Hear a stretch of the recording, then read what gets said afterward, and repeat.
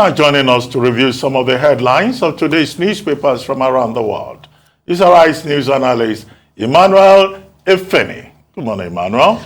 Good morning, Ruben. Good morning, Rufai. Ruben, you want to set endurance test for presidential aspirants.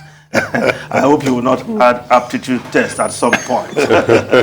But we need to get the best to run the country come 2023. Yeah, so all hands should be on deck to ensure that the best are presented before Nigerians to make their choice.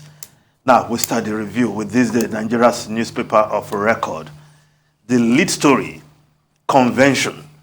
APC set to roll, appoints Abdulrazaq zoning committee chairman. Lawan Omagige. Some APC senators endorse Adamu for national chairman. Party leadership is yet to meet on electoral act, says Akpanudohe. Sheriff, I am not aware Buhari is endorsing Adamu.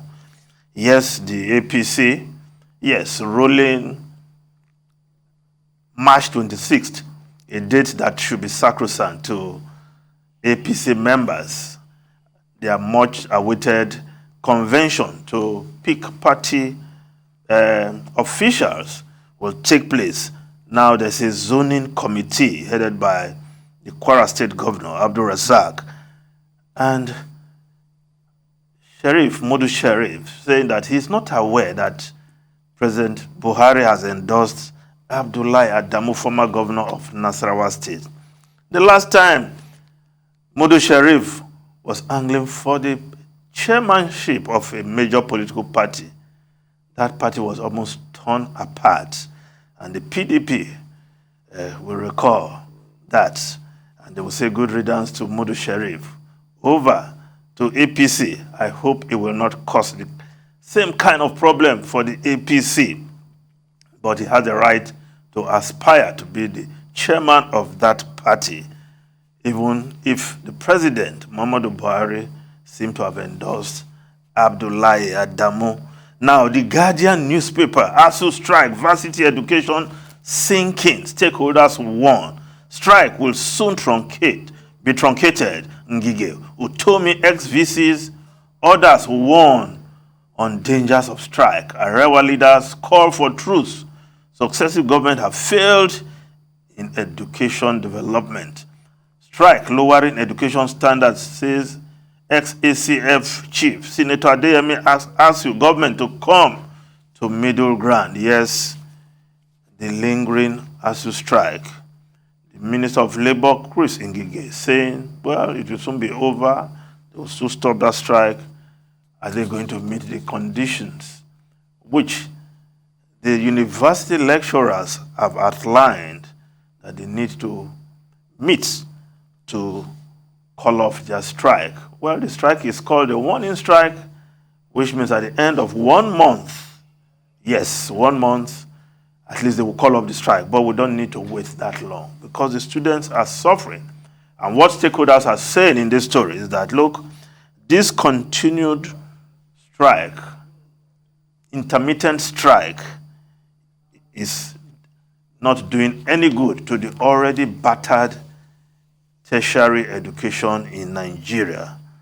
Now we look at the leadership newspaper, Russia-Ukraine war. 200 Nigerians applied to join Ukrainian army as federal government evacuates 2,090 today. Air peace marks air to ellipse 650 from Hungary, 350 from Poland, 940 from Romania, and 150 from Slovakia. Federal government earmarks $8.5 million for 5,000 evacuees. 370 Nigerian students trapped in Ukraine. Evacuate all Nigerians, not only students. Ex-ambassador Ghana Yisa tells government. Now, this is strange. Some Nigerians wanting to go and join the Ukrainian army. I hope this is not desperation to leave Nigeria at all costs, even if it means going to a war zone. Well, it is not that bad yet that Nigerians should opt to go into a war zone where bombs are raining down and in the name of going to help the Ukrainians. But Nigeria voted to condemn Russia at the United Nations. Maybe these Nigerians are taking it one notch up in support of Ukraine. But expectedly, Nigerians who are already in Romania should be heading home anytime soon. And we have a correspondent embedded, yes, Defemi Akinsoya embedded in that trip. And before long, she'll be bringing us live report from those locations. Now, the Punch newspaper, invasion, Nigeria, 140 others vote against Russia, Ukraine to get 5.2 billion naira dollar lifeline. Embassy sends Nigerian volunteer fighters list to Ukraine.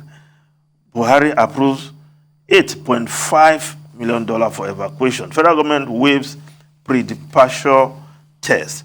Now, the Vanguard newspaper, government marketers trade blamed as scarcity bites hard. Scarcity persists as NNPC, IPMAN differ over availability of products. The New Telegraph newspaper also reporting on the fuel scarcity situation, persisting queues at fuel stations. We now have 1.7 billion liters of fuel, says NNPC. But the Daily Trust reporting differently on the situation. Petrol scarcity to linger as cargoes stranded. Filling stations sell above 200 naira per liter. Crude oil hits 112 barrels. Yes, shipment already on the way. Almost 17 shipload of petroleum products expected to at various Nigerian ports.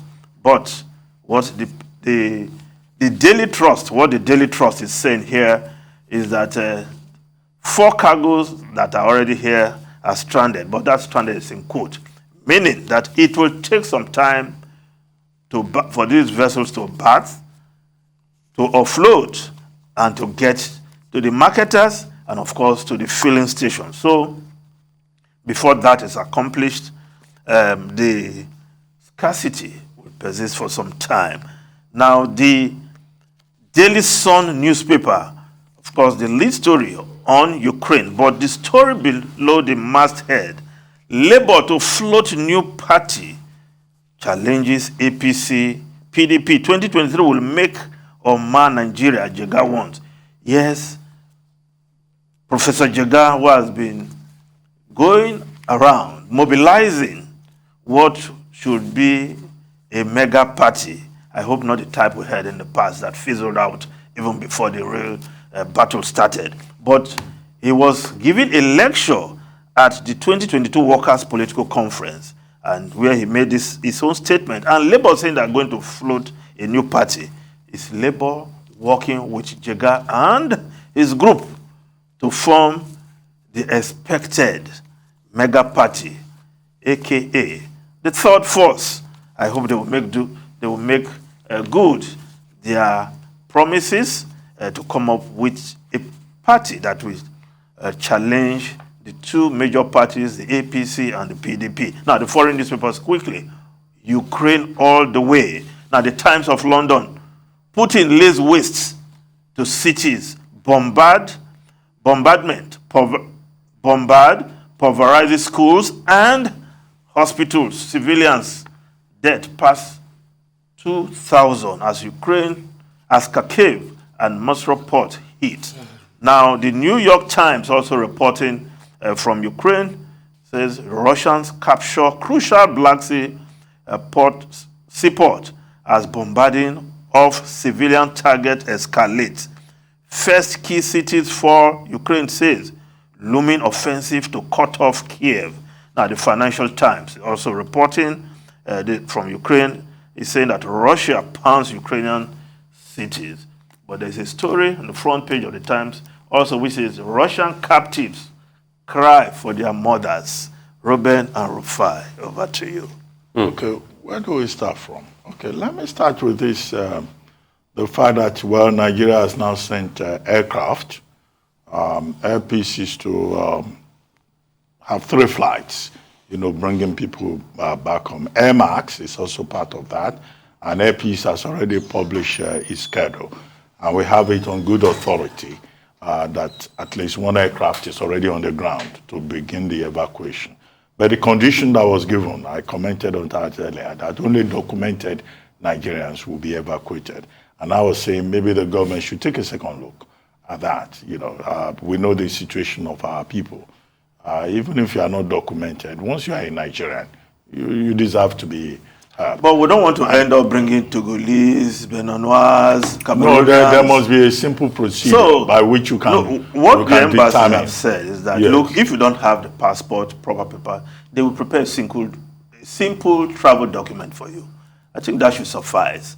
That will just make it an whatever it is. All-commerce affair. The thing. All black faces will just show up at Air Peace. The thing about Nigerians and bureaucracy. The bureaucracy could defeat the entire purpose of the evacuation. That's one. And then I said there are students who are stranded in a place called Sumy, which if they want to leave about 200 miles to the Russian border, they will be right in the middle of the fight. And India had made the effort with regard to the people stranded in Sumy to ask for a diplomatic corridor. Now, but the other part that I've not yet commented on is the fact that there are Nigerians who have shown up at the Ukrainian embassy. They say they want to fight. About 100 was reported yesterday, but you quoted a paper saying about 200 of them want to go and fight the Russians, and they say they don't need visas. Well, maybe they are responding to the Russian foreign minister, saying that people of the nations of the world who are interested should come and help them fight. And I'm not surprised that some Nigerians have shown up. But the only caveat here is that the Ukrainians are saying that they only want men between the ages of 18 and 60. Now, that's a form of gender discrimination. I know some women, even in this arise, who are ready to go and fight in Ukraine, to go and defend the people of Ukraine. Why should they be denied the opportunity? I'd like to see 1 or 2, but I don't want to mention names. I know some people I can mention who feel so strongly about this. Now, if they want to go to Ukraine, men are saying they should add women. When it is to recognize their foreign partners. No, I'm not discussing local politics. I'm talking about international. That there should be no discrimination, even in war situations. You want Nigerian men to be part of those going to... If any, I've been mischievous. Please leave our women alone. Rufai. One thing is certain. There are some Nigerians that don't want to come back. In fact, I was talking about this morning how I got to talk to... I talked to somebody and I was saying, can they make arrangements for us to start schooling in Hungary and some other parts of Poland and the likes? Because their argument has always been, okay, what are we coming back to? And that's also the argument of the Nigerians that are going to join the military in Ukraine. It's not because they love to fight, it's because they know it might probably be a part of citizenship for them. But most importantly, we'd like to see the first batch of people being airlifted back into the country and the logistics that follows for them. So if you airlift them to Lagos, what about people that their parents stay in Urumi? How do you get them there? I hope this is also part of the $8.5 million that we are planning. Well, the feeding is part of it. Accommodation is part of it. Logistics and how to get to their final destination. And also, we would like to be given a proper account of how that fund is deployed. Because in Nigeria of today, the country that struggles, that is cash-strapped, $8.5 million is a lot of money. On some transparency, how the money is spent. And we would like to know, if possible, give us blow-by-blow account of how every naira or every 1 cent of that money was spent. Please, we beg. Anyway, Ifeni, thank you very much indeed. You refer to the UN vote, which Nigeria joined. But it's a non-binding resolution. Yes, of course, right? That's what it is. So, but it's an expression of how the rest of the world feels. 141 countries out of 193 are the United Nations.